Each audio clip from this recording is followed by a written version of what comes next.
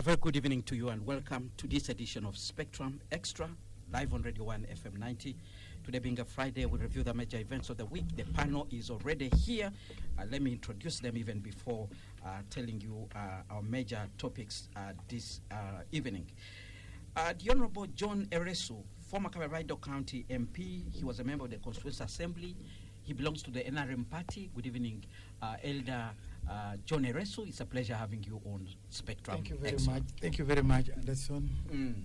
Good evening, listeners. Thank you so much for honoring our invitation. Ms. Perry Aritua, Women Democracy Network Executive Director. That is the Uganda chapter. She's a pundit on governance and human rights matters. She's also a seasoned election observer. Observed elections in different parts of this world. It's a pleasure having you on Spectrum Extra, Perry. Thank you, Kenneth. Good evening, listeners and viewers, and also my fellow panelists. Good evening. Mr. Ronald Egesa is a political and business strategist. Always a pleasure having you on this platform, Mr. Egesa. Thank you very much, Kenneth, for inviting me. Good evening to fellow panelists and to our listeners and viewers. Newly nominated, Mr. George Musisi, lawyer and member of the NUP party, vying for the Xtra municipality parliamentary seat. Good evening, sir. Thank you for honoring our invitation. The last time I was here, you said you were not sure that I would get the card, so you should begin by congratulating me. But good evening to the listeners, and pleasure to be here as always. I don't know how you got the card. Survived the kidnapping. But I think there are a number of factors to explain it. But that is a topic of another day. But you know how you got the card, not so? Well, the processes are clear how everyone got the card. I imagine the best person. What did you expect? Well, was there a possibility that you emerged the last person or something like that? Possibly, because you know of my capability. You didn't imagine that I could lose. You want me to sound like a Busiro politician? There you go. Now, you started talking about a Busiro politician. You're so obsessed with that man from Busiro. No, I'm just... Is it because of the likely pain it's going to cause to your candidate, the one who took the ticket? Well, I don't want to go there. I don't want to go there. Let's watch the space. All right. Our topics of discussion today, we'll be keeping tabs with the presidential aspirants. It's 21 days since they began. We know they've been to different regions. President Yoweri Museveni, the NRM candidate, spent much of this week in Acholi sub-region. He promised to eradicate post-war challenges, including poverty, through ongoing efforts, including the parish development model and presidential initiatives, which include the 4-acre model, among others. He promised to work on the bad roads that are there. And today, he shifted his attention to Karamoja and had his first rally in a Beam district, where he talked about transformation of Karamoja and, sustaining the gains made there, especially on the side of security.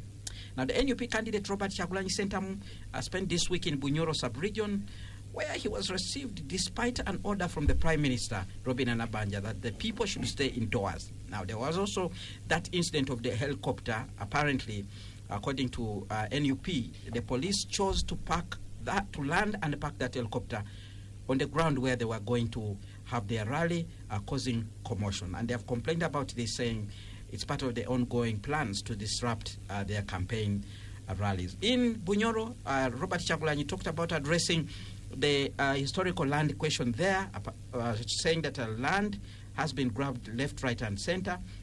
He also promised to give Bunyoro a priority in terms of, utilization of oil resources to address many of the challenges that are there. Today, he campaigned in Kiryandongo district and has shifted his focus to Lango sub-region. He had a rally in Apache where he talked about reconciliation, saying that the Lango sub-region and the rest of Uganda need to reconcile and forget what happened in the past. He says some of the things that they have taught the young generation about UPC and Dr. Milton Obote were lies that have since come to pass.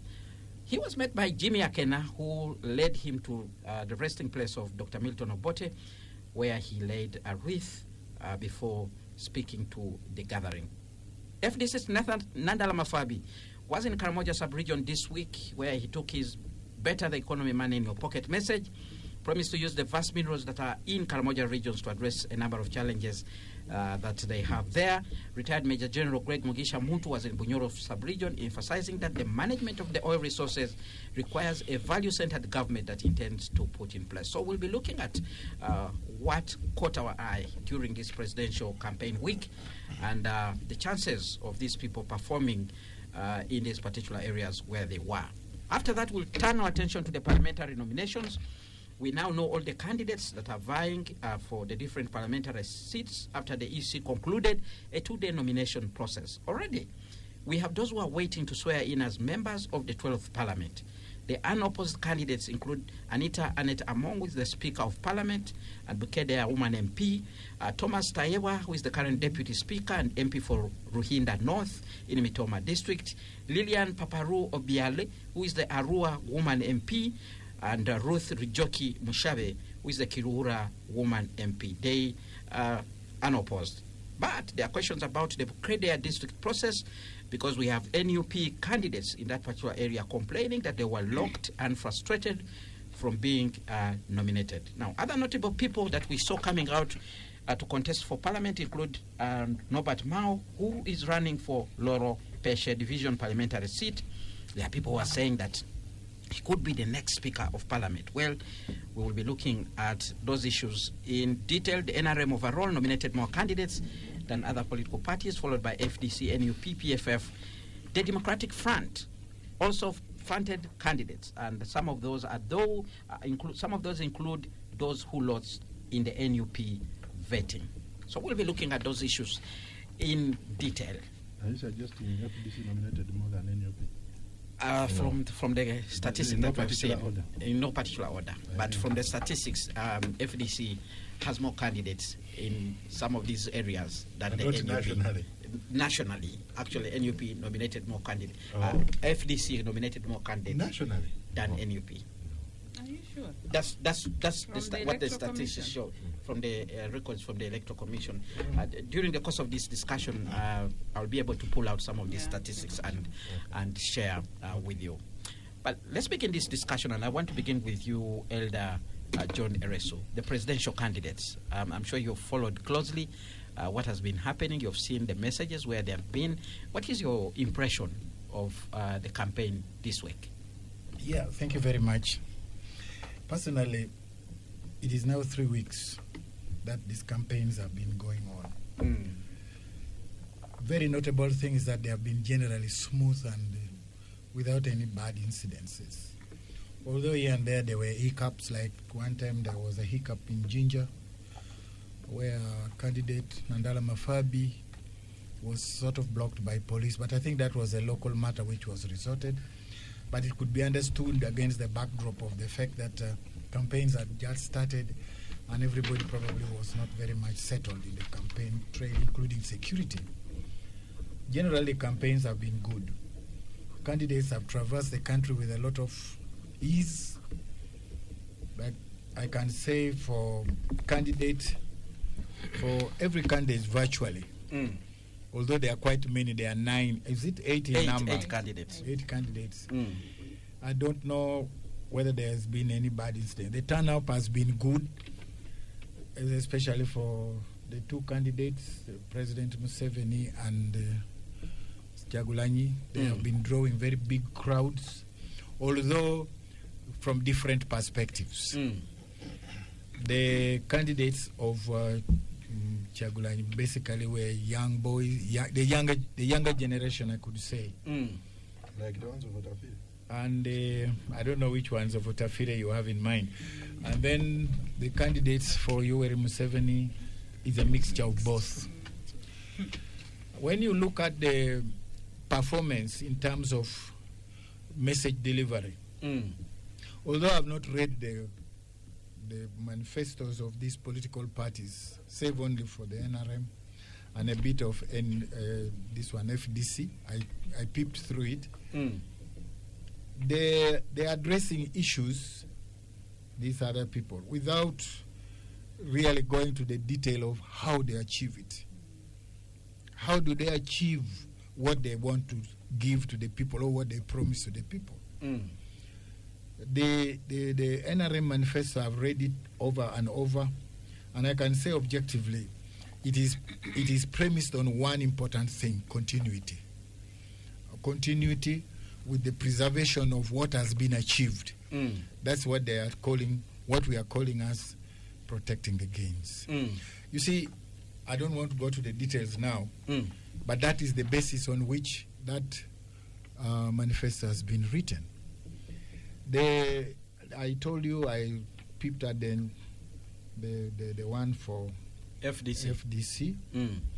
When they talk about putting money into the pocket, I read through it, but putting money in the pocket, where is the money coming from, and what are the fundamental economic, social, and political order that you are going to put in place to enable this transfer of money into people's pocket, was not properly spelled out, because how the manifesto does not address the generic problems that have been in existence, so that solutions are provided in order to create that perceived objective, putting money in the pocket.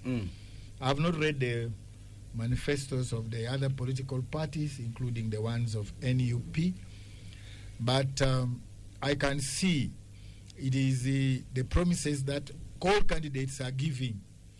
They are financial in nature, but when they are financial in nature, none of them gives the proper way by which that finance is going to be derived in order to be delivered where the promises are being made.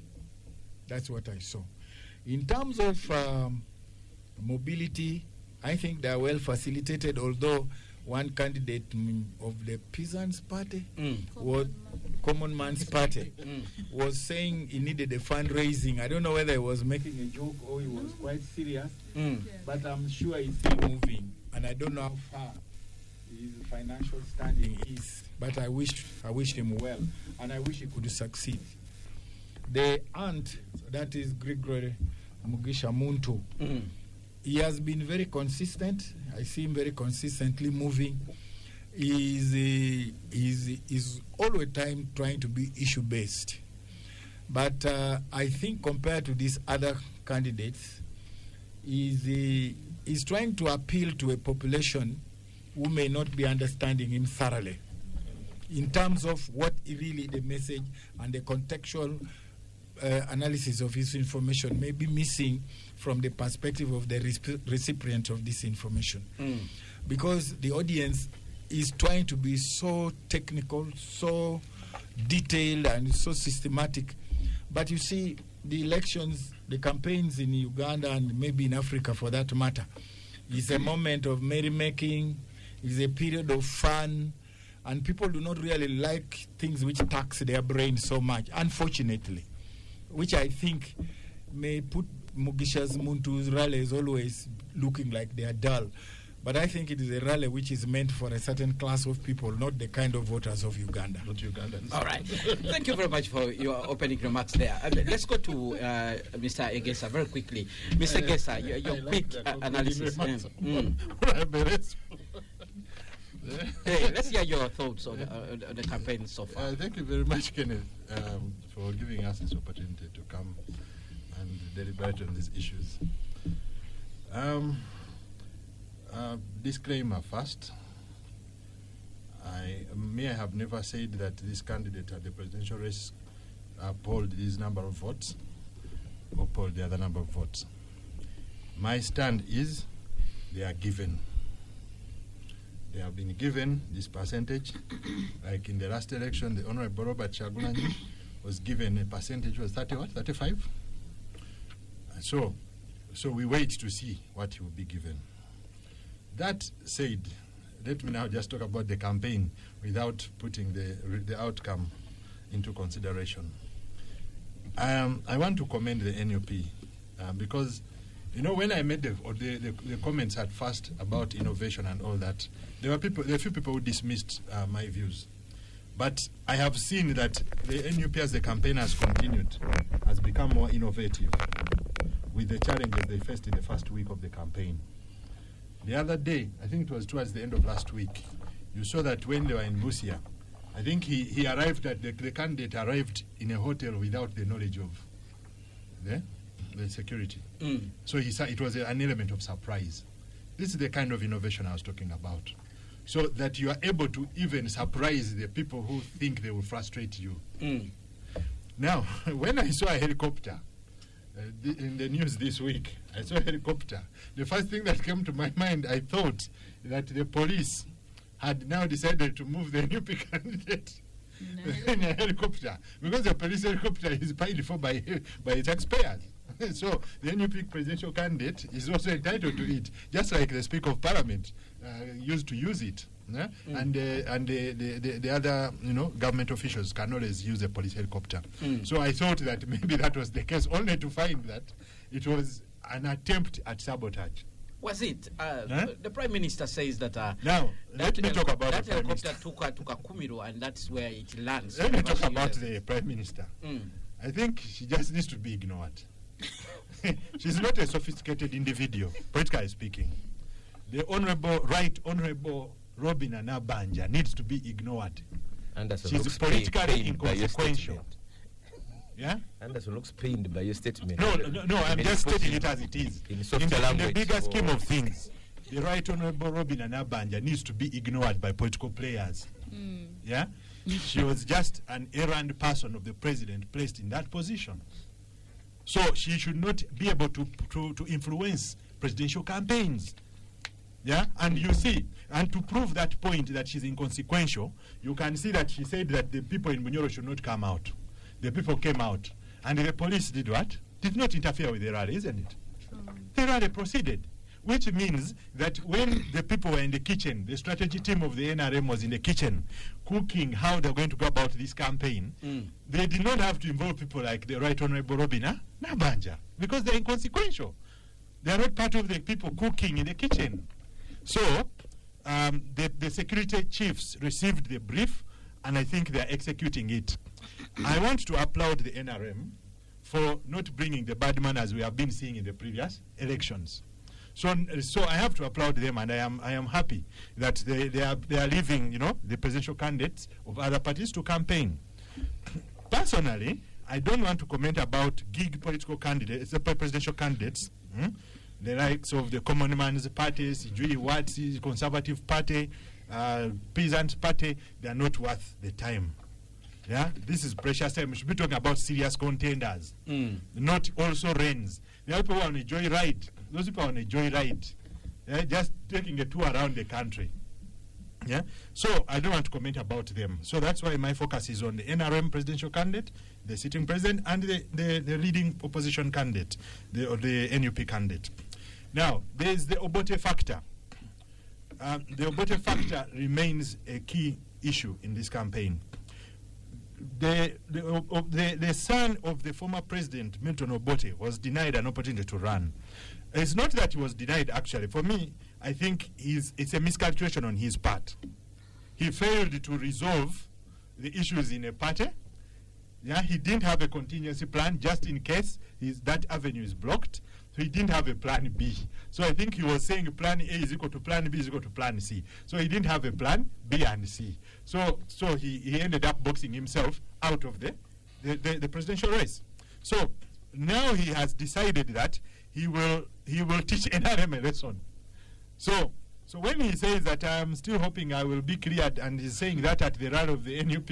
He wasn't at the rally, it was at his home. At the home. The NUP visited, yes. Yeah.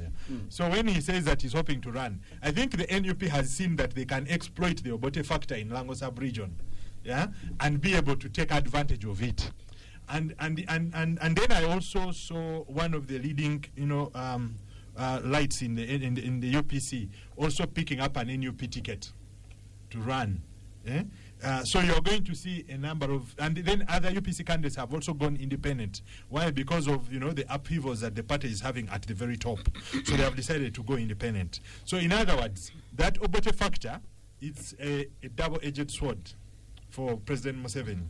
Yeah, it might be something that they might use to suppress the vote, the turnout in that area, or it will come back to bite them. So that is that. Now, I think that in an issue-based campaign that we find ourselves in, allow me to just comment on one of the things that the Honorable Ereso has said.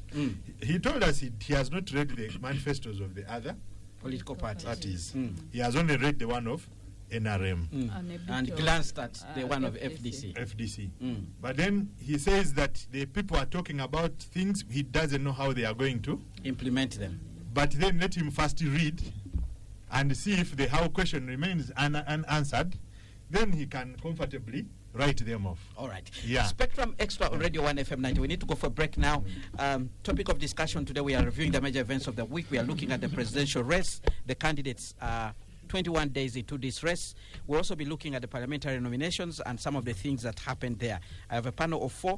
Keep your comments coming via the WhatsApp line 0703-090-090. When we return, we'll hear from Ms. Perry Aritua and also Mr. George Musisi. Spectrum Extra continues after this break. Well, thank you so much for staying with us on Spectrum Extra, reviewing the major events of the week with the Honorable John Ereso, former Kabaramaido County MP, a member of the Constituent Assembly. He comes from the NRM party. Ms. Perry Aritua, Executive Director, Women Democracy Network, Uganda chapter. Mr. Ronald Egesa, Political and Business Strategist. And Mr. George Musisi, the NUP flag bearer in Kira Municipality parliamentary race. We are looking at presidential campaigns so far before we shift our gears to the parliamentary nominations that we saw this particular week. Now, let me turn my attention to Mr. George Musisi. Mr. George Musisi, you have a candidate in this race. We want to hear your report so far, what you've seen and what you think has made, has caught your eye during this week of the presidential campaigns. Well, there have not been very many incidents. There are people who have been saying that, this campaign is quiet, this campaign is dull, something I totally disagree with. Yeah. Because we've been normalized, and remember, days prior to the kickoff of the campaigns, everyone was pumping this up, how this is going to be the most violent election. This is going to be the most violent election, of course, with a hindsight of what happened in 2021. And there was even people who were saying on social media that the campaign lacks a vibe. I think those are people who sit on their TVs or get home at 8 p.m. or in bars and start looking at TikTok videos of people who have been shot. Because if you're talking about lacking of vibe, last campaign, if you say it had vibe, it has people who are missing. It has people who are in prison. It had people who died, over 100 on the streets of Kampala. So if that is what you call vibe, then you deserve some sort of help in a different institution. So Honorable Mao was actually right. He told us this campaign is going to be very quiet and peaceful. I also don't know what he meant by quiet. Because well, if as a Minister of Justice, he knows that a campaign tear gas is not part of the campaign manifestos. So the issue is that candidates, for me, now as an analyst, a non-partisan analyst, candidates, Mr. George Musisi, I'm as non-partisan as Ronald. Mr. George Musisi comes from the National Unity Platform Party. He's their lawyer and he's even a candidate. So he's partisan. But the issue is that all candidates should be able to reach the people, should be able to take their message to the people, including those who have chosen to rest, like Mr. Bulida. And I think it takes more days to rest. Mr. Elton Joseph Mavidizi. It seems they have taken to rest. Then there's another one who appears more on the media than on the campaign trail. But that is the issue, is that people should be able to appear. This is people should be able to take the message to the electorate, and that is what. So from the onset, I think that we should normalize that. We should not be looking at that as an abnormality. One of the things in Uganda is that we've been so conditioned for bad things that when normal things happen, we get surprised. One of our mutual friends called Edgar Tabaro told me how he was dropping a daughter to school and the light was red, but the police traffic officer was waving them on and said, this is different from what they teach us in school, and said, okay, when you grow up, you'll understand these things. So I think one of the people shocked that there are no killings is the Minister of Justice, surprisingly. Second, the other part, of course, from the part of the NUP candidate and I've seen also some complaints of the media from Mr. Nanda Mafabi. There have been some blockages here and there.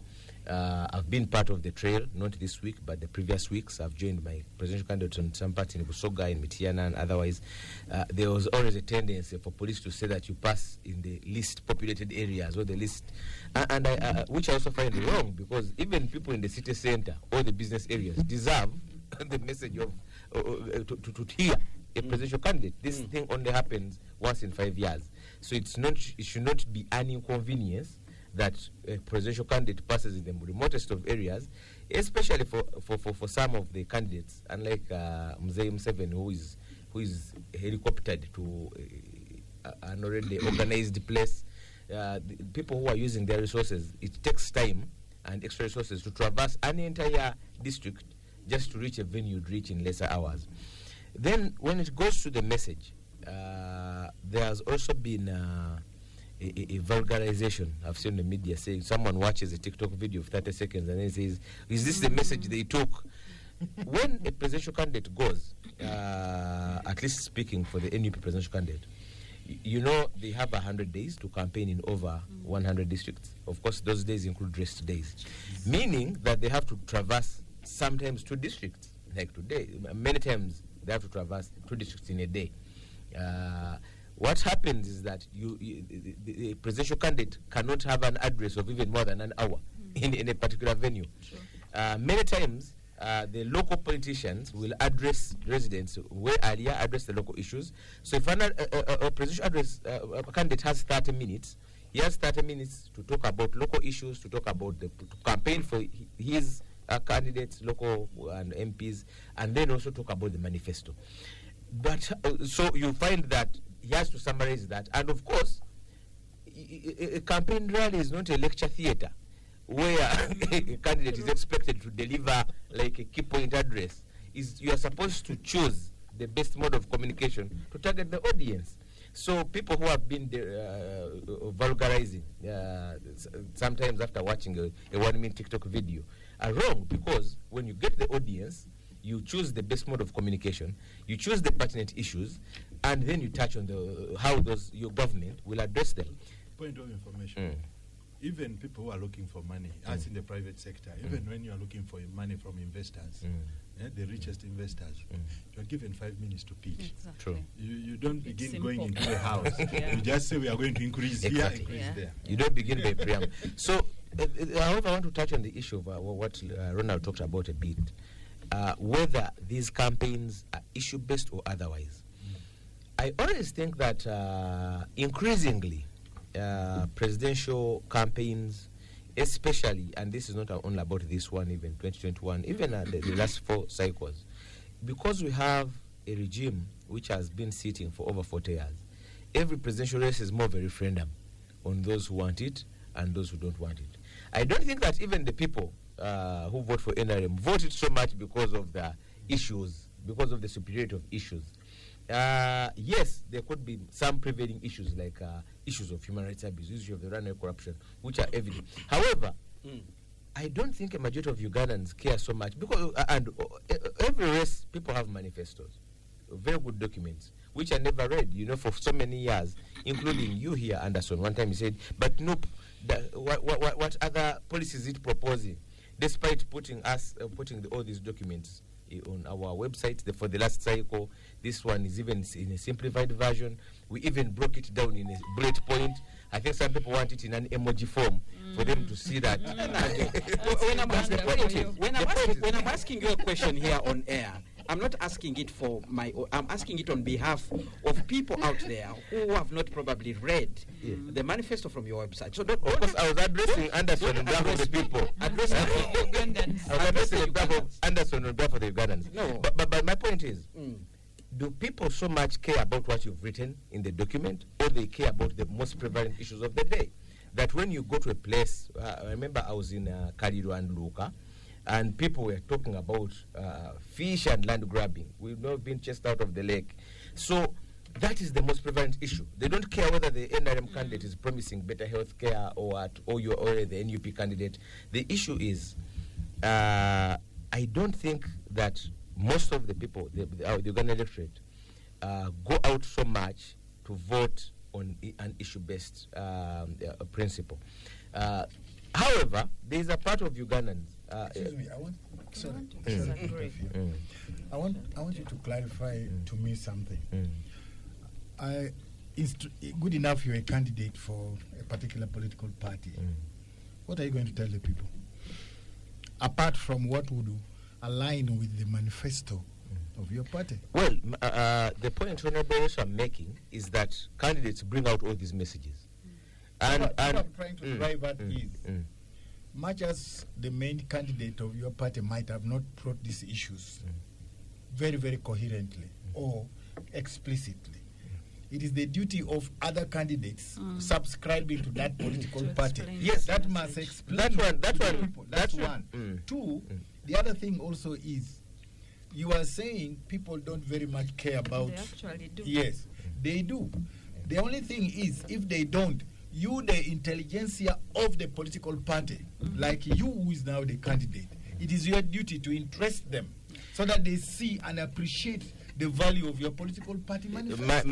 Okay. John, I think what Honorable John Eresu is raising is saying actually, why should NUP be elected?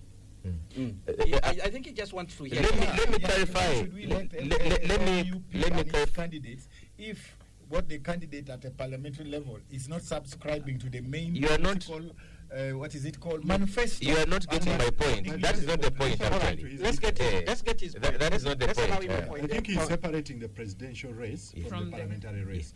He was analyzing the presidential race. And I'm saying that parties, even NUP, but in terms of if you listen, let's allow John to complete. I'll come back to you. Yes, my point is, parties, even the NUP, have very good manifestos. NUP has a good manifesto, and I said that it is even simplified. It's even bullet-fied, so for simpler reading. So the point I was making is, how many people, especially those who turn up at rallies, I'm not talking about the Perrys and the rest who sit in studios and analyze. They watch TikTok videos. No. I actually don't. I'm not on TikTok. TikTok. Can we allow George Musisi, just the way he allowed us to submit that? Because of the military government having been in place for a very long time, many of the people who turn up don't turn up so much because of what the superiority of one manifesto over the other. For instance, I don't think many Ugandans have cared to read Bulida's manifesto or Peasant's manifesto. He's one of the candidates. Or Elton John Mazibili's manifesto. Just like I don't think that many of the NRM people have read the NRM manifesto. But you see, for the NUP, that is a major task. When you ran in 2021, one of the biggest question was, you're saying you're removing Museveni. So what? What can you do better than him? Yes. So it's very important for you as NUP to explain thoroughly, if you remove Museveni from power now, what do you intend to do? Let me, if you want me to give you a brief of my manifesto, I can do that. Yes. I've said that the NUP has a document, has a program. For instance, I can give you examples. Bullets. One of our first principles is that we are running on the issue of restoration of constitutionalism, rule of law, and human rights. We are talking about the issues of fighting corruption adequately, not by rhetoric.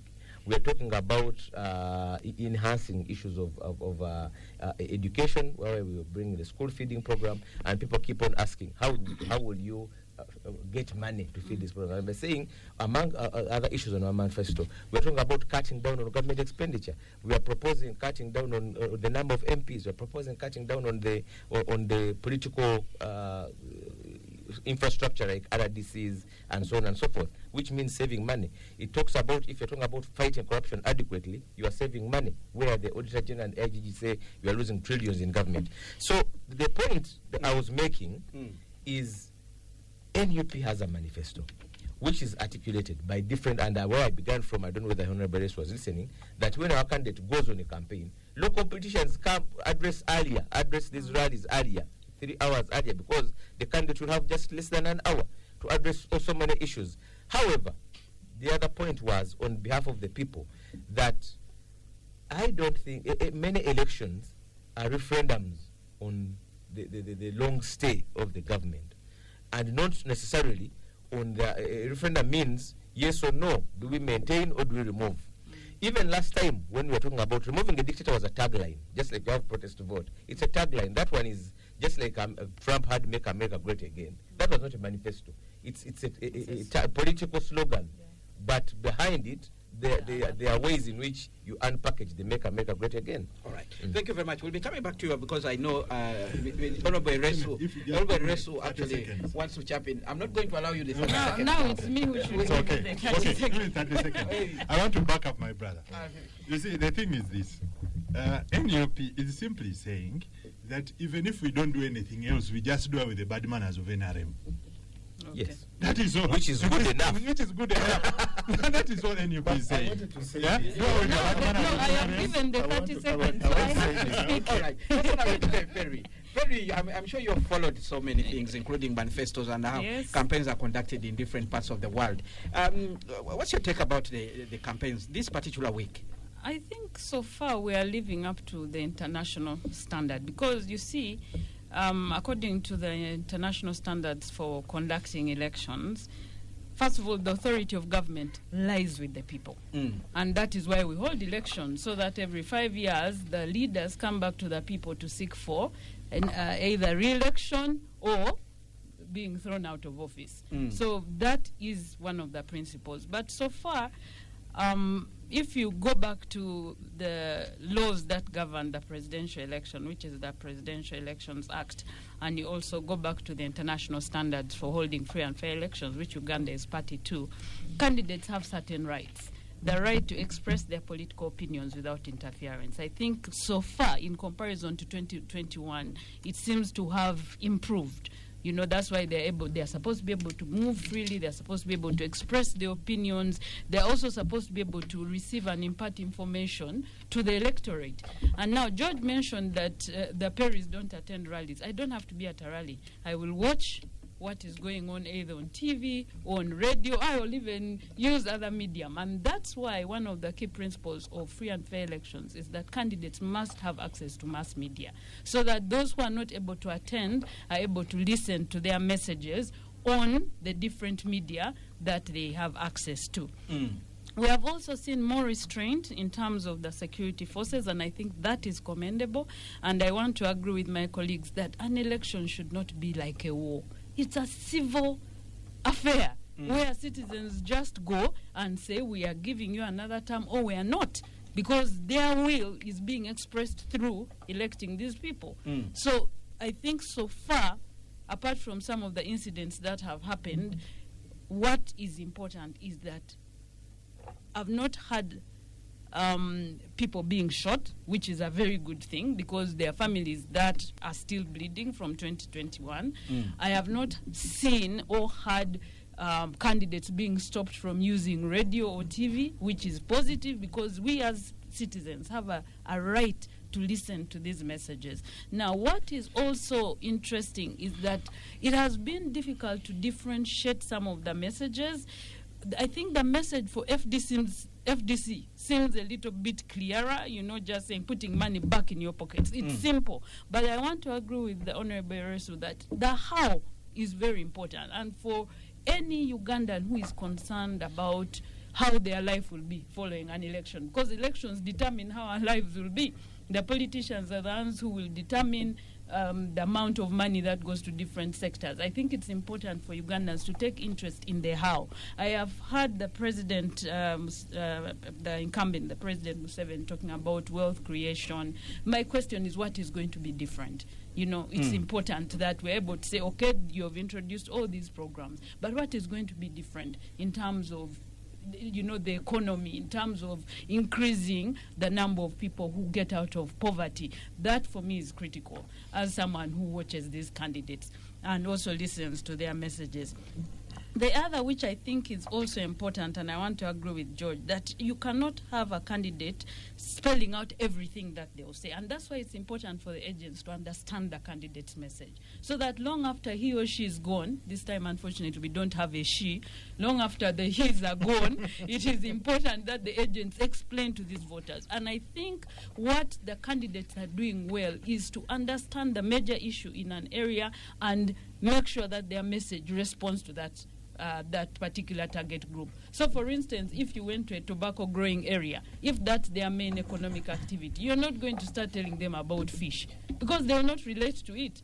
So I think that's one thing they are doing quite well, is recognizing what the issues are and speaking to those issues. But as I said, the how is still the missing link, like really broken down. But maybe it's because they don't have too much time, and that's why I think going through their manifestos, understanding what they bring to the table remains very critical. I think for the NRM, where they even have a bigger task, because if you've been in power for 40 years, citizens are going to say, okay, you're talking about the economy, we have seen this for so long, what are you going to do? That will be like the Americans say the oomph effect.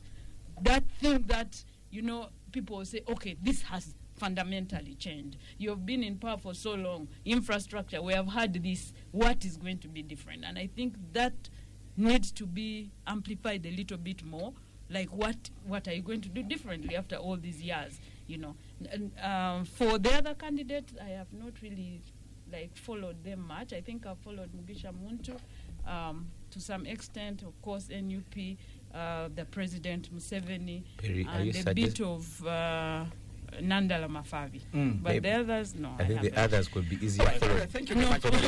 Now, I want to go back to John Eresu. You've had an explanation that has come in from your colleagues on this table and the discussion that has followed. For instance, Perry actually says that one of the biggest challenge you have is what would also be an advantage to you, the fact that your candidate is an incumbent.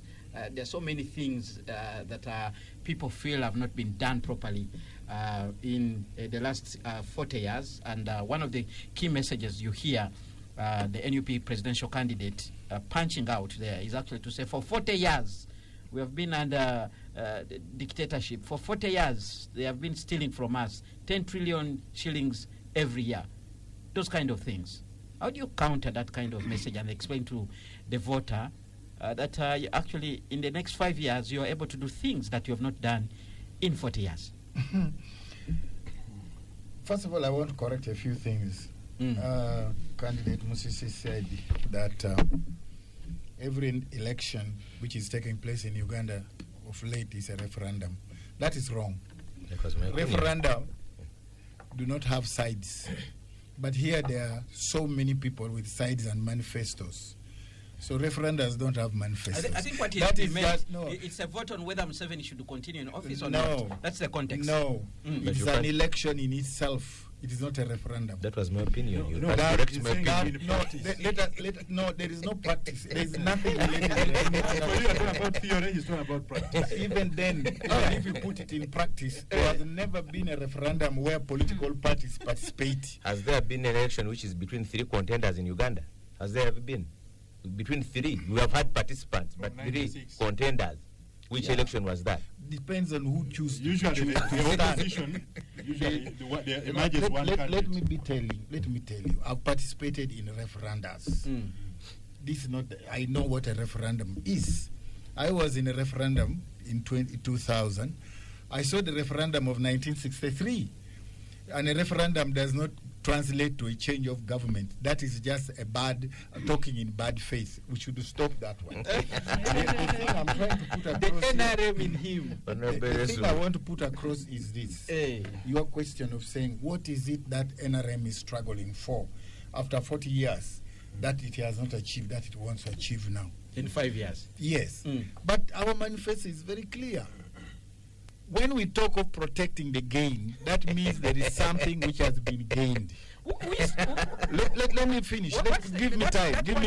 When we say we protect a gain, I should repeat, there is something to protect and there is something which has been gained. Which means there is something which has been protect the there is something that wants to destroy the gain. Hold on. Explain that also. You see what? I cannot say two things at the same time, one at a time. So when we say there is something to gain, to protect, that means there is something gain to protect. Protecting the root. Yes, that means there is something we must protect which is gainful. Protecting but against that what? does not mean, listen to me, that does not mean there are no things which have been lost. It simply means that which we have, we must preserve, so that we try our best on what we lost, also to make them become gains. But Honorable, That is the basis. So there are people who are vulgarizing the good intention of protection of our gains. political information. Yes.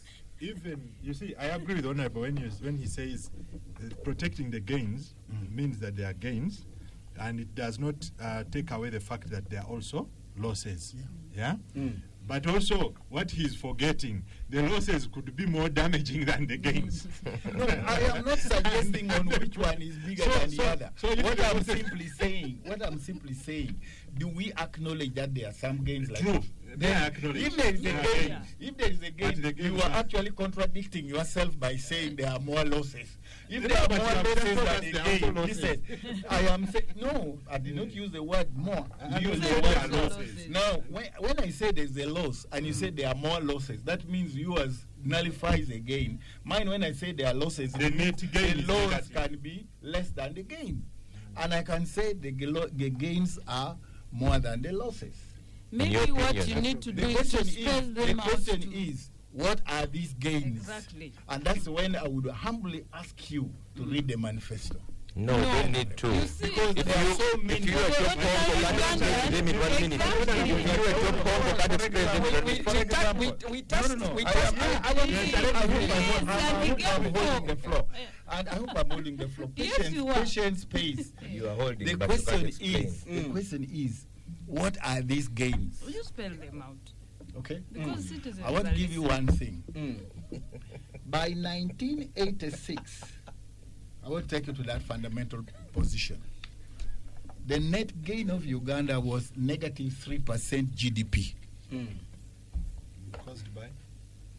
The net gain of Uganda was negative 3% GDP. The economy was shrinking at the rate of 3% by 1986. What is it today? Is that not a gain? That's a simple point. No, what is it to Number do? two. Number What two. is- what It is is it obvious. again? No, The for the GDP of ordinary Uganda is not citizen. negative it's 3%. not- No, what is it Do we today? agree with? Do we agree with that? Forget the statistics. the- I'm the- asking us to have let common sense dictate this. All right. Is the growth of Uganda's GDP negative 3%? Honorable, But you see, Let if us it, agree, yes, no, if it was negative, we would even be surprised. Honorable is applying a certain No, we principle. would be surprised. I don't want to go to No, we would be surprised if it was still negative because 40 years, for me, that I'm not surprised you're struggling to explain your You see, position. I'm not Honorable surprised. believes that you can't convince them. Spectrum Confuse them. Extra on Radio 1. Extra. Well, thank you so much for staying with us on Spectrum Extra live on Radio 1 FM 90 as we review the major events of the week. We are looking at the presidential campaign so far, what has happened, the key messages that are coming out from the candidates, but we also have an opportunity to look at the parliamentary nominations, some key issues there, including some people just waiting to take oath in May next year to be members of parliament of the 12th to be members of the 12th Parliament. My guests this evening include Honorable John Eresu, former Kaberamaido County MP. He was a member of the Constituent Assembly, comes from the NRM party. Ms. Perry Aritua, Executive Director, Women Democracy Network, Uganda Chapter, Pundit on Governance and Human Rights Issues. Mr. Ronald Egesa, Political and Business Strategist, and Mr. George Musisi, a lawyer and candidate of the National Unity Platform Party for Chira Municipality Parliamentary Elections. My name is Kenneth Anderson Lukwago, your host. Now, gentlemen and lady, if there is anything that probably you want to say as to tie up the loose end about this presidential campaign before we shift our gears to look at the issue of the parliamentary nominations, this could be an opportunity. Who wants to go first? Is it you, George Musisi? Mr. Egesa? No, I have no problem. You have no problem. About this parliamentary thing. No. Yeah. If you have any other last word on the I yes, just yes, have ma'am. one. I'm hoping that the environment that we have seen for the presidential candidates to traverse the country continues. Let the campaigns continue to be peaceful. Let Ugandans have an opportunity to listen to the candidates, and let us be able to really follow the laws, that govern campaigns and elections, so that at the end of the day, our vote as citizens should be able to count. Maybe, Right. Kenneth, the other thing, point of information to Honorable Beresu, the reason we have periodic elections every 5 years is it means you have to renew the mandate. Yeah. So it is unfair for when Chagulanyi was about 4 years old, the Honorable Robert Chagulanyi was about 4 years old when the NRA came to town. So it is unfair to begin making 1986 as a reference point. I think when we are now talking about the gains of the NRM, they should be very particular which Yes, gains from we have got between 2021. 2021 and 2025. Yeah, those gains. So let them isolate those gains of the last 5 years, and then we judge them basing on those gains that they want us to protect. So if you are talking about the growth in GDP, give us the rate at which GDP had increased in 2020, 2021, and then give us the rate as it is in 2024, 2025. Then we shall be able to say, okay, there was a gain. I think that would be fair. And then, just lastly, Anderson, of course, I've seen how Honorable Beresu is struggling to explain their manifesto. You are the one who are trying to deny it. There's a tendency, and I'm not saying that opposition parties should not be scrutinized and should not be critiqued on the promises they are undertaking. However, I find it wrong by analysts to critique. They tend to hold the opposition at a much stronger bar than actually the opposition, the government. The government should be held at a higher standard because you've been here. How can NRM come? Yes. How can NRM come and put in its manifesto that it intends to fight corruption in the next 5 years? How? These are things you should be asking.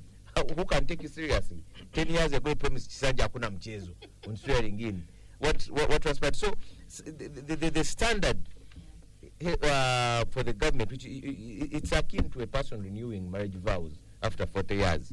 You can't be making the same promises like a suitor who wants to marry Perry for the first time. Because you've been there. I'm using Perry because she's the only female. Don't figuratively, just like I use you. You know what? Why is that? So, but don't lose the point that the government which is in power, which has been having this, and I entirely agree with Ronald, that we should not be using 1986 as a reference point. I don't know where NRM ever goes back to carry out and self-audit. You said, what was the line for the last manifesto? Was it the one for PDM, which it had something to do with improvement? Securing the future. Yes, securing the future. What features you secured? Secured the future, but you need to protect it. So beyond rhetoric, we didn't need to look at these documents for the government in power with a much higher standard to say that, no, you promised this 10 years ago, you promised this 5 years ago, there's nothing which was delivered. There was a time when they talk about consolidation of achievements. Now, 20 years later, they are saying protection, they're just twisting words. This is that is your perspective of understanding. I always give my perspective here. That's the reason why they invited. That's why they invited two of us. You wanted me to carry yours? What I wanted to tell you is this: if you are saying the previous manifesto was to Secure the gains. secure the gains, The future. then we secured Securing that the gain, future. We secured This that is just future. language. And one of those securing the future is what we have just discussed here, that the process of electoral processes in this country must be as free as fair. Isn't that a secure future for you? Now that you have been nominated, you can now politically... So there were no nominations in the last election? No, it was. But There are no elections. There are no nominations in 1980, which you love. It's fundamentally different from what it is one of those things which is a gain. Right now we must... Have you been grown? It's also gain, right? Yes, it is important. I won't tell you, maybe because all of you here may not even want to reflect that. All of you are very fond of accusing NRM having been in power for all this time. Yes, you are right. It has been there for quite some time. That's the truth. That is the truth, I admit. But there is no such a thing like saying it was limited, that it must be stopped. The only person who can, unless you are trying to tell me that the sovereignty of the people of Uganda must be tailored in such a way that some people must be stopped, others must continue if the constitution has provided for it. All right. Perry, you wanted to jump in. No, for The me, Japanese, the government of Japan, there was a time when the government in Japan, one single government stayed for 50 years. Perry. you know, the Even thing the Roman is, Empire. 48. What- So, whatever period is that the elections must be free and fair.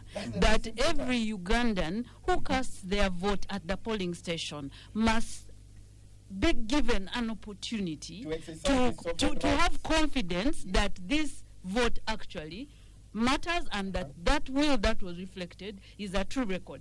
We have had issues with our elections. I've observed elections in this country. There are things that have not gone well. And I think that is why we're saying that so far the campaigns have gone well. We're hoping that they remain peaceful, but we're also hoping that the voters' vote on polling day is actually reflected in the final results. in order to That secure would their be- future.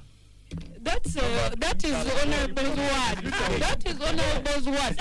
And just one thing I wanted to add is you have 78% of the population of this country is under 35. So you cannot keep telling them about what happened in 86. They are thinking about now. And that's why I want to agree with my colleagues that if you have been given authority for 5 years, you are actually better off explaining that within these 5 years, this is what has changed. You will actually appeal more to the voter than if you're telling them things before they were born. That's really my advice as someone who has... It's a mindset I issue. know the context of Yeah. 1986 as a base year. But along the way, there have been so many other progressions. And we all admit it. I wonder why you use 1986. I use when your leader, I use when your leader, I use 1986 for the following reasons. When- There are three. when your leader- One, when your leader is fundamentally, the Ugandan political setup changed. Fundamentally, the economic thinking changed. There was a time in this country, even in the 2000s, when we could not have a 5-year development plan. Even Somalia is better off We than were it was in having what they call a 1986. 3-year rolling plan. All these things have transformed into 5-year development plan. Now we can talk of a 5-year development plan. All these are gains. You know, for me, I would be shocked if after 40 years we don't have some of these things. That's why I'm saying these are normal things in countries that every country should have. No, what I'm saying is we must not make things that are normal become extraordinary. All right. Let me tell you this. Let me tell you, gentlemen. Let me tell you, gentlemen and lady. There are millions of people out there who are listening to us, and I'm wondering whether they are following this discussion with all the back and forth talking. Let's have some organization in studio. And at that particular point, I want to come to you, Mr. Egesa, and we're jumping into the discussion about the parliamentary nominations. We had parliamentary nomination for the last 2 days. I want to hear from you very quickly what caught your eye and what you think about the kind of people we are likely to have in the 12th parliament. Okay. The parliamentary nominations, I think, have proceeded without a lot of challenges, with the exception of a few. I want to comment about the unopposed candidates. I'll start with the Right Honourable Anita Annette Among, the Speaker of Parliament. I think she's not reading the room. There have been accusations, before even the nominations, there were accusations that 2 or 3 people who had come out and expressed willingness to run to contest the Bukedea woman MP seat, they got themselves deregistered. They were struck off the voters' roll. That is, then, now, I wanted to assume that maybe that was not her making. Then, now we are hearing that the NUP candidate was disappeared in this period of nomination.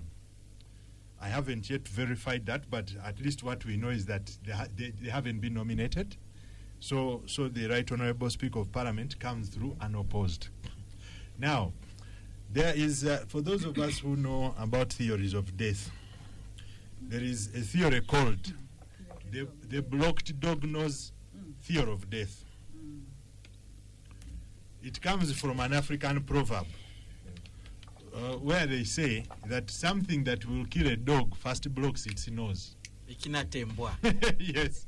So it is an African proverb that is not just in Uganda, but it's also across Africa. If you go, yeah, so it will kill its sense of smell. Ronald, there is also an Igbo saying which is translated that the disease that will kill a man begins as an appetite. Thank you very much. Thank you very much. I like that one as well.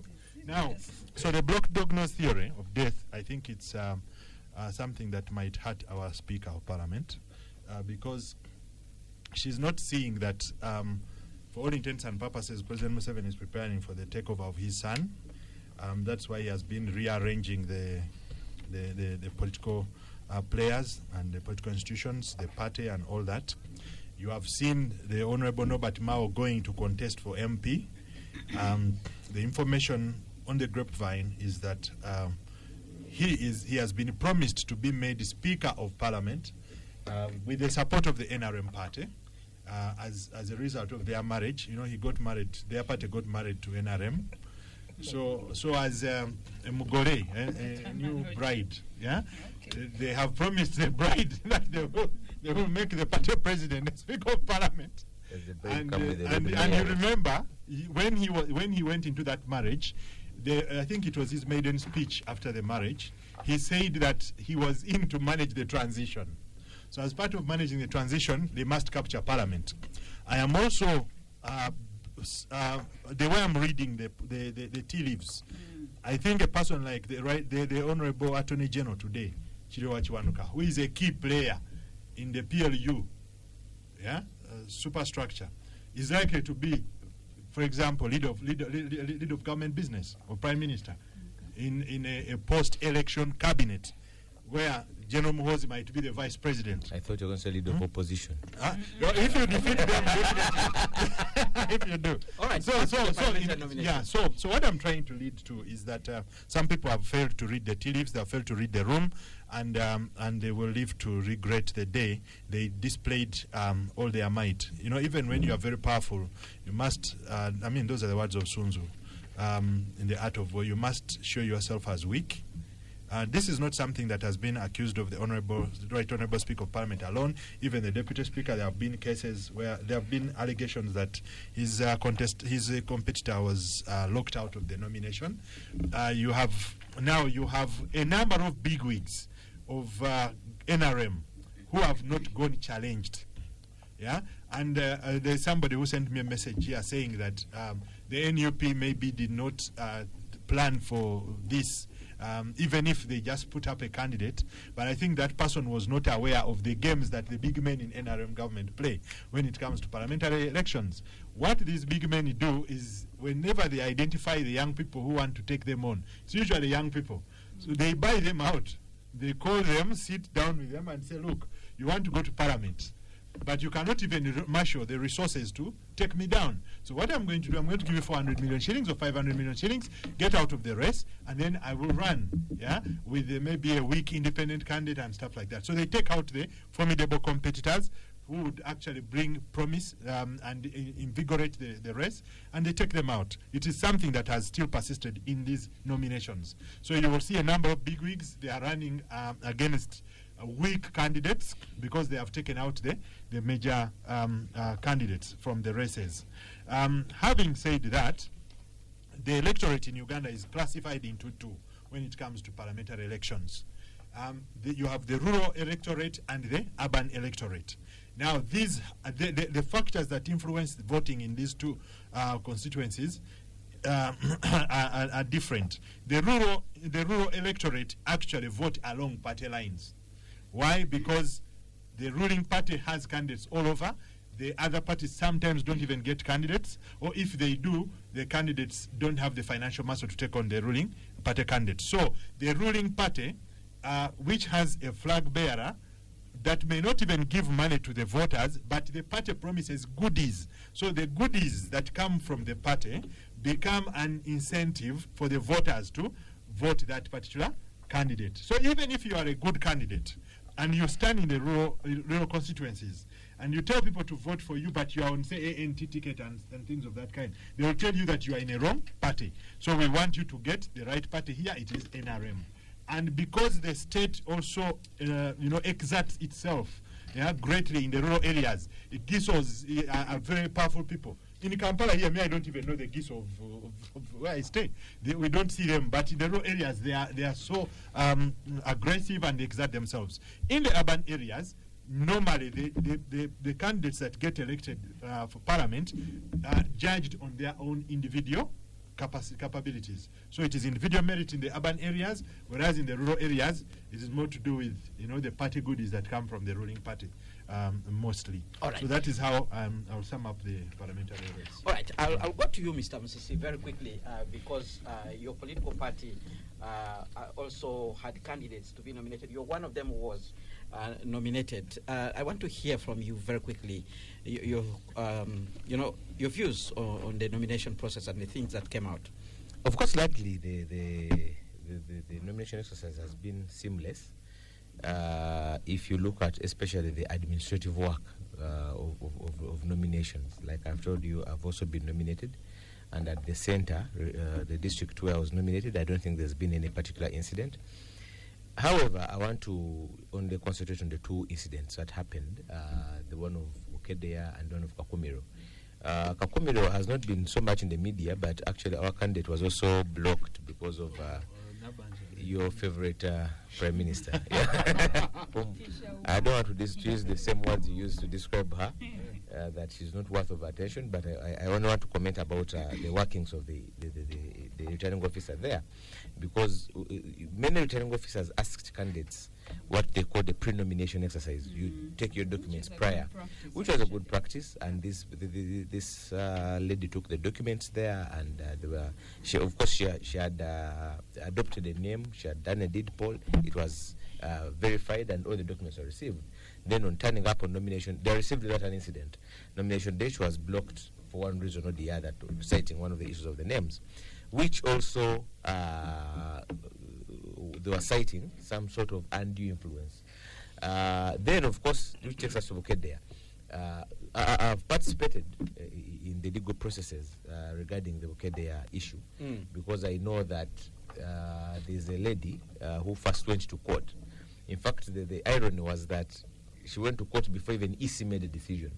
So the case came up in the High Court when the matter was pending. So it was a matter of, you could see that clearly, people in a rush to get a verdict. Then after going to court on a Monday, then EC calls parties the following day, just to ratify, what we knew was coming, that these people are going to be expunged from the voters register. Of course, it also started, as you all remember, from even the NRM, the Tango Doi, the same Tango Doi you saw in the video dancing himself lame, celebrating the unopposed victory. And Tango Doi then gave a reason that you're not from, you don't have a home in the constituency, which was outside in a law. Of course, it's allowed. It's allowed to be. So the point is, people are pointing fingers at the undue influence.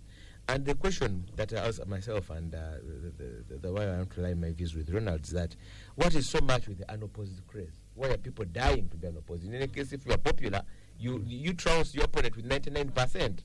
We've had powerful people like the former powerful minister, Mr. Mama Mbabazi, always went to talk with opponents. You never saw him dying to use the military in the election, not to block people. The last election, for crying out loud, we had the speaker, the former speaker of parliament, the vice president, being defeated in an election by an opponent. Maybe he could have used his influence to block. These ones are doing the way the chairman does it. So I think they're trying to take cue from what has been a preserve of only one person, who is the NRM chairperson, who even when one Rohinda Maguru, I think that was his name, threatened to stand for his to contest against him in the primaries, who faced with the same wrath. So it doesn't augur well, and even on the part of the EC. Let us assume indeed these people didn't meet the requirements. What I saw on media yesterday is the returning officer blocking the gate, denying access to the media, denying access to the general public. Even the DPC was on radio saying he had orders from above. Exactly. It was covered on Sanyo FM. So that shows that there is something that, and this is really a torch is shown right in the eyes of the Electoral Commission, right in the face of the Electoral Commission, and mindful that we had incidents in Bukedea in the last election. So it doesn't augur well, and why I'm saying that you could say as EC that we've nominated 500 candidates successfully, but if the right of even one person is blocked unfairly, that doesn't augur well for democracy and your independence as an institution. You had two other issues. In Bukoto Central, you had somebody who was nominated as your flag bearer, but suddenly we saw you communicating that it was fraud. That was not your flag bearer. But then you also had an issue in Kasambia where your candidate presented a receipt that had already been used by the incumbent Kabanda. Now, my general question I want to ask you, with all these things that have happened affecting your candidates from Bukedea, Kasambia, Bukoto, did you say Kamwenge? Kakumiro. What is the party doing? Of course, all the four issues are different. The similar ones are Kakumiro and Bukedea. And the common denominators are two powerful ladies as well, who sometimes are known to exert their influence, either within the law or otherwise. The other two incidents are different. The one of Bukoto Central was one which an NRM operative, because we clearly identified that later on that was an NRM operative, who tried to forge a letter and try to get himself nominated prior to the official flag bearer. So that was an act which was certainly outside the party's purview. And then the incident of Kasambe that you're citing, it's something that is a matter of investigations. Both police and even the party don't know the truth as of now, because the candidate is claiming innocence, and it's a matter of investigating who did the forgery and get the bottom of it. Right now I can't assert one way or the other. All right. Let's come to you, Honorable Resu. You've served in that house before. You've looked at the caliber of people that have stepped forward to represent us in Parliament. Let's hear your thoughts about the nomination process, Honorable Resu. Thank you very much. Well, parliaments are different. All parliaments, the first parliament we had after the constitution was the 1996 parliament to 2001. That parliament was different as much as any other parliament which has come are all different, and that one will come, which is the 12th parliament, which will be different. But one bottom line is that there is a general public outcry that the parliaments that came subsequent to 1996 parliament are not as so good, to the extent that they think that the perception in the public domain is that the 11th parliament probably has a very low scorecard, probably the lowest. The 12th parliament, I don't know what it will be, but this is my personal observation, that at the close of nomination, there are so many people who have been nominated. So many, and I've been asking myself all along why they surge in number.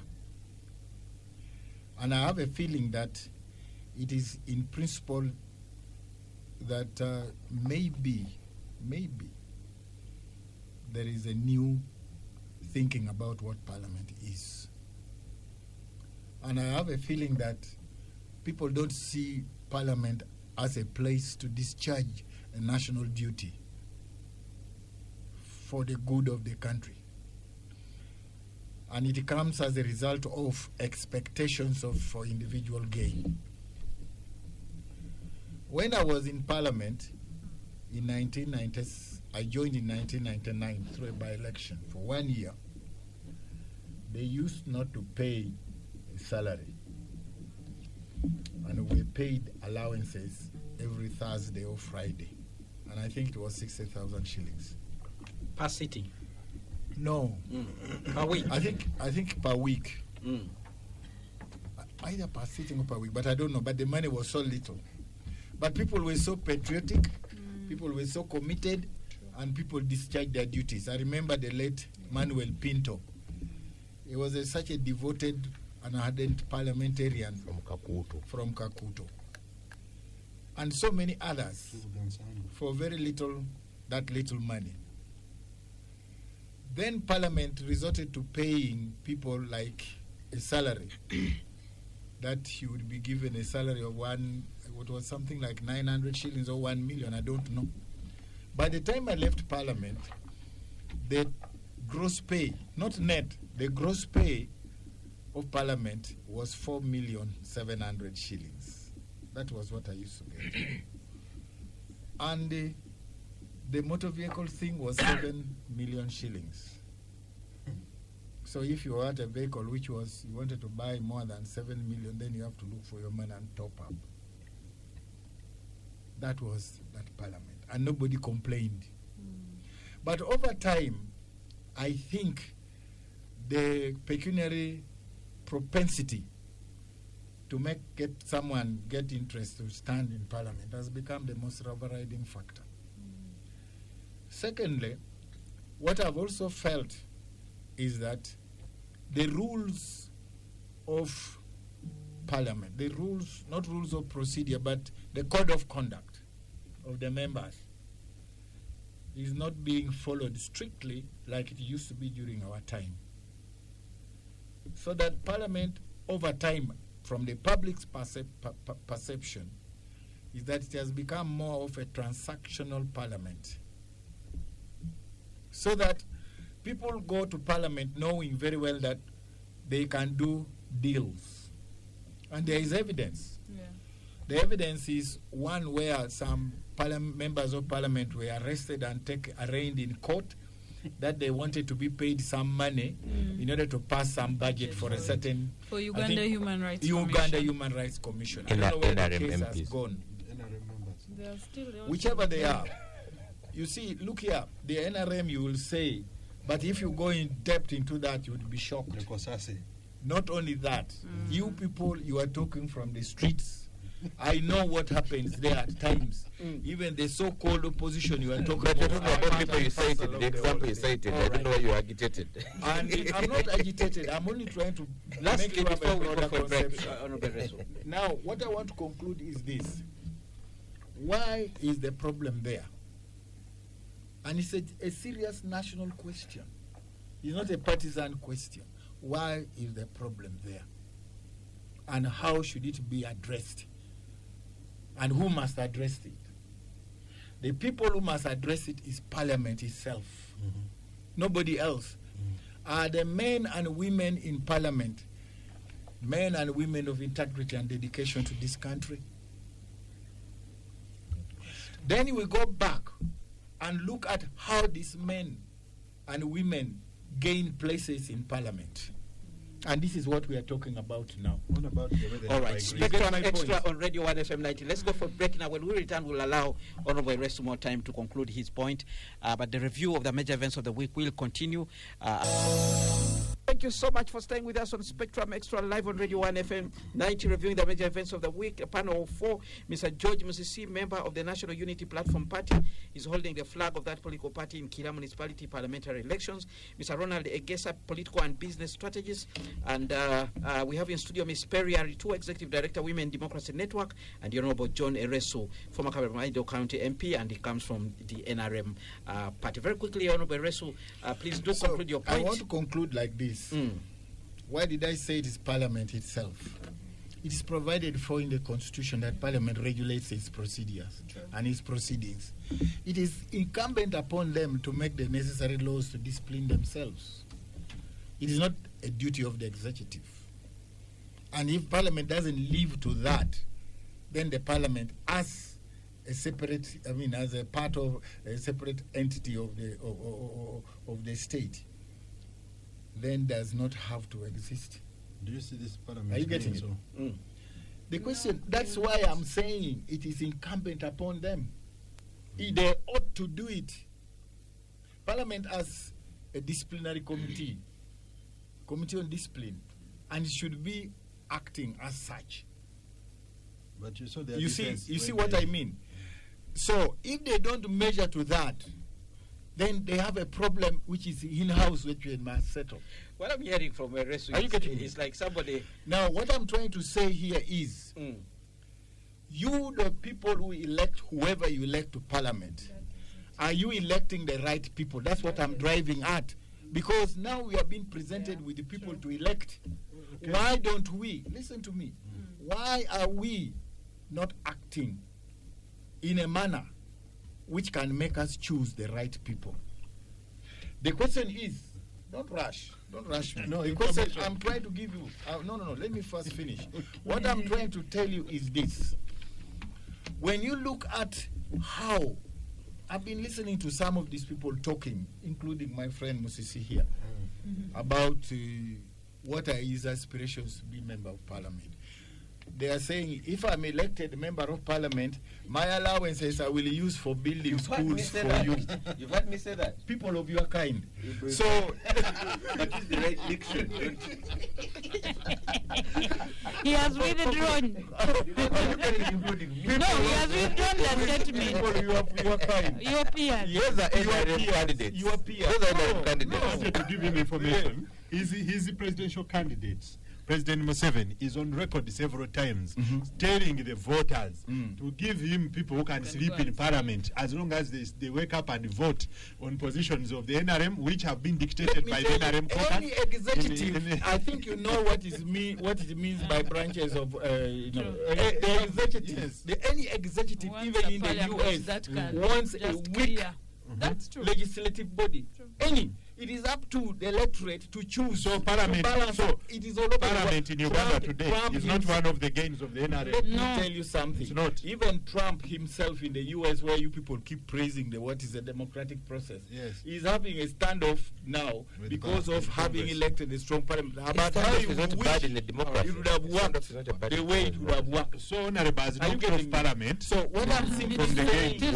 what I'm simply saying is, what I'm simply saying is, and this is serious. What I'm simply saying is, the electorate, this is their responsibility To choose to choose the right people. All right. For example, But I don't know how is many, raising for parliament. example, Council Musisi, I don't know how many people have been nominated to compete with you, but I think they are not less than 10. There are 8 others competing with me. There are 8 others All right. competing. Let's with go you. to- let's go What to- does that Tell him. signify? Let's go to Ms. Perry. But there are 8 presidential candidates as well. Perry, let's hear your thoughts on the nomination process and what happened. I think so far, and I like the best practice where the returning officers receive the papers before and go through those papers so that the process is quickened. But of course, we are saddened by Bukedia because one, the speaker is female. And for me, when it's a woman, I get Women in concerned democracy. when they They didn't play, need to comment you about know, when Bukedia. they do certain things which, in my opinion, are unethical. Because right from the primary election, I remember there was a panel here where one of the commissioners of the NRM, Electoral Commission, was actually struggling to explain why they threw out the other female candidate who was contesting against. For the party flag. I think that's wrong. If you go back to, and here I want to quote Honorable Fiona Nyamtoro. She actually she made a statement which warmed my heart after listening to Bukedi, and then you listen to her saying she also congratulated those others who were nominated with her. That is what a nomination process. You have to be civil. It's a civic matter. It is not a war. Not primitive. You know, so I think for me that was the downside, and I think the EC has a duty to explain to Ugandans how those names disappeared, and there needs to be a conclusion to that incident. Because for a person of her caliber and a woman at that level, it doesn't augur well for women of this country, you know, to have such incidents. And when you go back to other powerful women who have contested for office in this country, they have not suppressed their opponents. I mean, we had the Honorable Rebecca Kadaga. For years, she had opponents. As George says, go and trounce them at the ballot box, but don't oppress them and suppress them out of the election. I think for me that is a downside. But overall, I think the process has gone smoothly for most candidates. I happened to watch a procession one of the candidates in my municipality, Kira, who was being escorted to the nomination center. And I kept asking, are these people who are running after this candidate registered voters? You know, it's one thing to have so many people running after you, but are they registered? And I think for a process of an election, the candidates gain more if they start the process of encouraging voters to register when the process is ongoing, because you can be surprised when you have all these numbers of people and on polling day they don't turn up. The other is there were a number of women and young men who were not nominated because they did not have nomination fees. That 3 million is a little high. One of the things that I kept encouraging them is, why don't you go for a position which is lower than Member of Parliament? And it goes back to what Honorable Beresu was saying, that the PACs in Parliament have become one of the inducements for people to want to go to Parliament. It's the money. So you find for some of the candidates, it's not about going to serve, but it's about going to get a house, get a car. So you find for candidates who did not have that 3 million and they had wanted to get nominated, some were not nominated, they didn't have that money. But it also goes to the issue of preparation, because if you're running for an election, it's like a wedding. You can't go to church without your rings. Nomination fees is a requirement. It's high, so you need to manage your ambitions. If you cannot get Member of Parliament, you say you want to serve Ugandans. You can serve in other positions. And that's why we must continue to question, why do people aspire for these offices? Is it to serve, or it is self-service? And that's what we are struggling with as a country, because then you get people getting into those spaces and they don't even care about the people who have given them that authority. And I think it goes back to Ugandans, and Honorable Beresu mentioned this, that we have an opportunity as voters to say no to certain candidates, to say you are not the right person, we want someone else. But as I conclude, it's important that the issue of candidates who were wrongfully denied an opportunity to get nominated, we must see a conclusion to that issue. All right. Can I just say something small? Very quickly before we go to the listener. Something very small. You see, I don't know. While we could be interested to say NRM, the opposition also has a role in this matter. There was a constitutional ruling which recommended for electoral reforms. If this was really very pertinent, that it should be made and new laws be passed, they should have put it as a major agenda for the 5 years that they have been there, to put government to notice, not only that, to have no option but to cause a constitutional reform. But they were also relaxed. This is a serious matter, because the ruling of a Supreme Court or whatever is a command which must be obeyed. And so far, it was left for one MP to do it. What was his name? Puga? He has been battling with it. In fact, even yesterday he was talking about it. I can give you information. No. I'm telling you, you opposition, you are very opportunistic. What you are telling me what I'm is saying, inaccurate. what I'm saying is that if you really felt there should have been a need to have electoral reform, should have been the most important agenda for the 5 years. Actually, all business put aside, and you make sure this reform takes place. That is how it works. Let me you don't have the number. For the sake of the listener, let me inform Honorable Beresu. The ruling is talking about is the John Patrick Amambaba's 2016.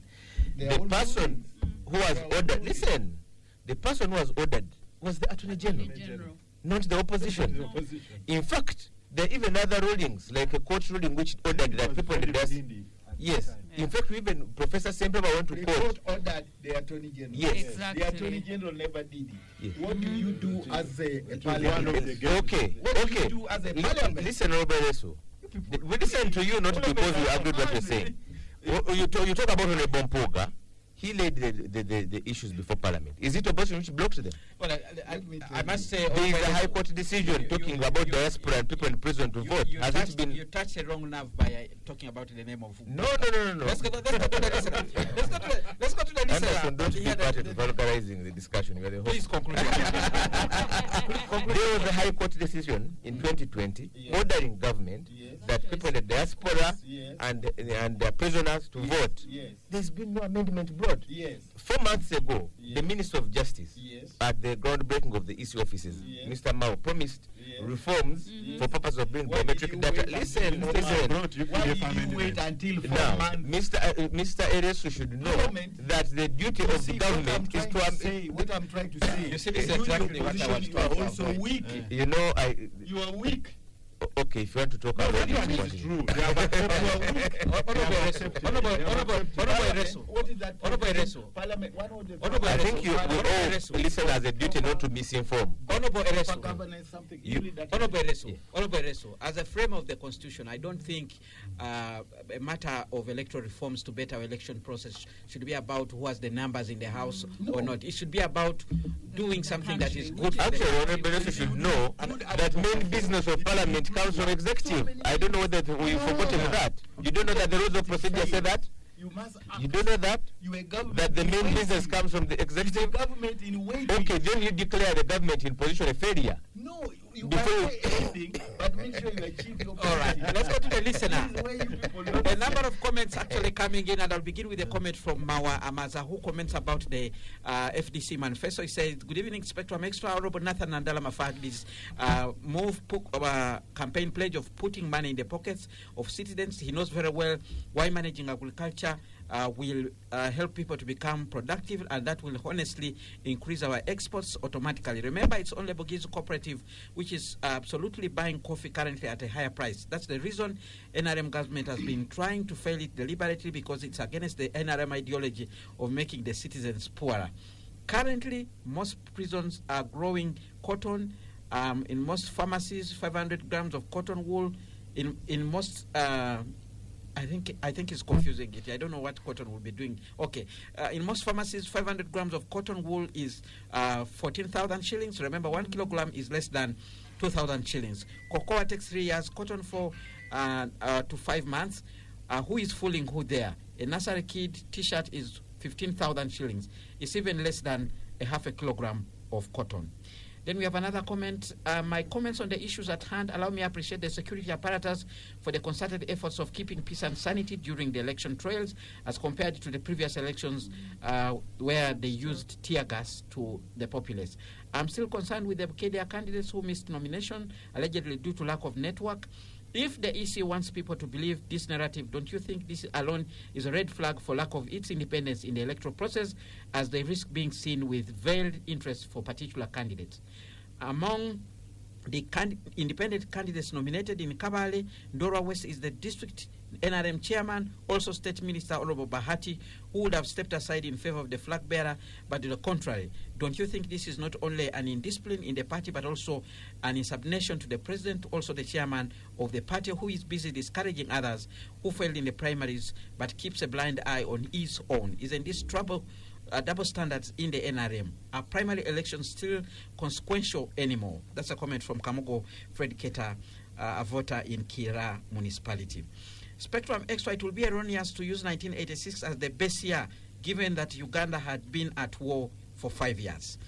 Anderson, it's difficult for Honorable Eresu to claim objectivity in his submission when he himself concedes that he has only read the NRM manifesto repeatedly and none of the others. On what basis, therefore, does he assert objectivity? Furthermore, Honorable Eresu contends that the Ugandan population is not inclined to engage with detailed discussions such as those presented by Aunties Mukisha Muntu. Yet he criticizes the NUP candidate for failing to elaborate on how they will get things done during his rallies. With due respect, that position appears self-contradictory. Lastly, after 4 decades under the same leadership, should our national discourse be centered on the continuation of the same, as the Honorable suggests, or rather on improvement and transformation in pursuit of better governance and renewed national progress? I would encourage Honorable Eresu to interest himself in reading other manifestos. Honorable Eresu, you've been pushed to talk about what you are not sure of. You will take credit if you simply listen to others discussing.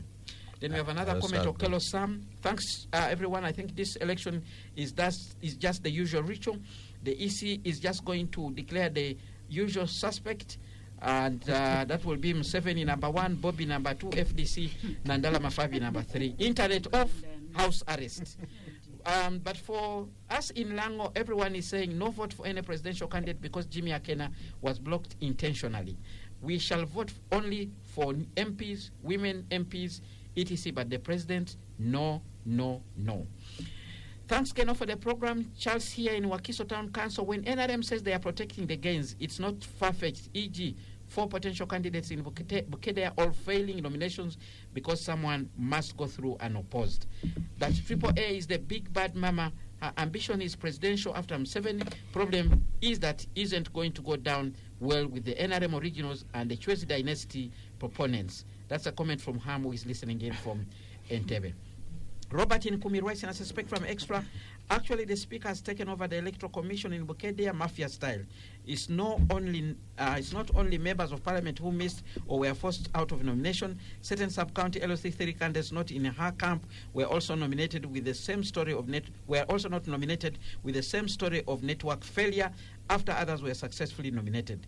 She was not voted by people of Bukedea, so who will she be working for? No wonder she's been the worst speaker for Uganda, but very good for Museveni. That's a comment from Robert in the backyard of Bukedea in Kumi. Tom, listening in, says nothing will change in that parliament with the corrupt leadership. Unless she's pushed off, she will continue bringing shame on this Museveni government. Then we have another comment here. The true crisis of modern society is not class war, but the withdrawal of the educated elite from moral and civic engagement, leaving democracy without its soul. Lastly, Spectrum Extra. Can I tell Mr. Eresu that U.S. right now has no leader? It shouldn't be quoted for anything in the next 4 years. It has. That is perception. Well, that is perception. Democracy. That's Robert sentiment. still listening in from Comedia. Well, Robert, I cannot refer to a leader of another country with some of the comments that you attached on your submission. Well, those are the comments that are coming in from the listeners. Very quickly, let's respond to them and then call it a day. Who wants to go first? I wanted to conclude. I think most of them are Let's begin with the lady first, who is closer to me here. I think this will be my last comment, that democracy is work in progress. Citizens must engage.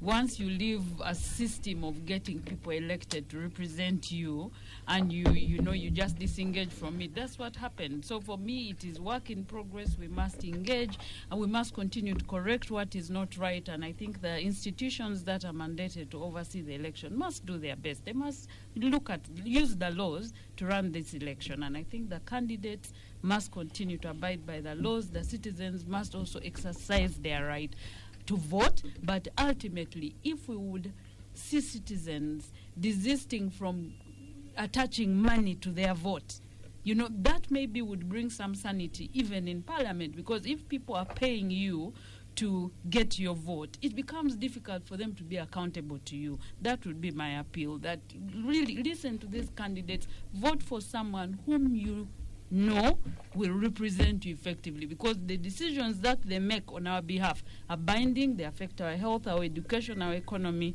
Thank you. I've also just learned that you vote from Xtra. Oh yes, George is actually one of the candidates. Yes, and I am a registered voter. All right, I'll give him an opportunity to ask for a vote from you. Honorable Resu, very quickly. You see, this has been a good engagement for me, and I'm happy we discuss this subject. For one reason being that these are the questions Ugandans are asking themselves every day. Where do we go from where we are? And I agree with Madam Ritwera here when she says democracy is work in progress. And we are really at it. It is work in progress. It is a work in progress which never has an end. It is a continuous progress. I'm happy we all have agreed here that the unfortunate events which used to happen during campaign times should be things of the past, and we are beginning to see it. And I'm sure we shall not go back again to that kind of thing. That is what we should call our progress. And those are the things we should actually protect as our gains. Maybe we are. Then the other thing I wanted also to say is that the most important thing this country needs the most important thing that this country needs, all of us, is to have what is called awareness of the citizens about their civic rights. In the absence of that, however much we grow our GDP, however much we do anything that we will elect as many people as we want, we shall not have achieved the quality that we want to have of a modern state. This is the most fundamental. And I say this because I think much of the problem, if you go out there, people look at election as a money minting time. And it is very unfortunate. Even the candidates themselves see going for presenting themselves as candidates like Musisia is doing. In the back of his mind, I can tell you, there is a feeling of a bribe of an electorate. And I can see he's smiling. He's smiling. I know you're using it figuratively. All right. Just Yeah, like there's some kind of chemistry between this one. So, what we need He has to been do, convinced. we should reach that point where You need to we do debunk things so many because we must do it as a duty of a citizen. All right. Give you Thank you very much, Mr. Rachel, for your concluding remarks. Very quickly. For me, quickly, like I said here before, President Museveni in 2016 told us that his competitors were talking about a theoretical, fictitious Uganda, not a practical Uganda. Earlier here, I think our colleague George submitted that the presidential election in Uganda usually boils down to a referendum on the sitting president. That is the practical Uganda. Whereas our elder brother, Honorable Resu, was talking about a fictitious Uganda, where he says there are other candidates who are also competing. But when he actually also knows that it boils down to a yes, no, Museveni or the leading opposition candidate. The leading opposition candidate has been changing. At one point it was Dr. Kizza Besigye, now it is the Honorable Robert Chagulanyi. At the end of the day, when you have two choices, binary, 1 or 0, it is a referendum. But that's a lie. That's it. Because other candidates there's an end. You know, NRM thinks of what gains are you protecting here. What you have caused. We are in concluding remarks and you want to open up. Please protect the gains of this discussion that you've raised. referendum here. There are no two candidates here. Yeah, for me, that's it for the parliamentary race. I think the people who are in NRM and are not PLU must read the room. They are going to be expunged, and I can tell you without fear of contradiction, the Honorable Anita Among, the Right Honorable Speaker, she's actually a marked person. She must read the room and stop displaying a lot of power. All right, let's go to Mr. George Musisi. Well, one of the points to note is that I'm also giving you an opportunity to ask for a vote from Miss Perry and Tua. Wait, Musisi doesn't know I'm his vote. one of the There is another one here. No, I've been living there ever since. All right, let's one of the things I've noted in the discussion that Honorable Resu, despite talking for most minutes on the show, comparatively to any other panelist, he has not commented about Bukedea. That is also a point to note. But the most surprising, That's a matter.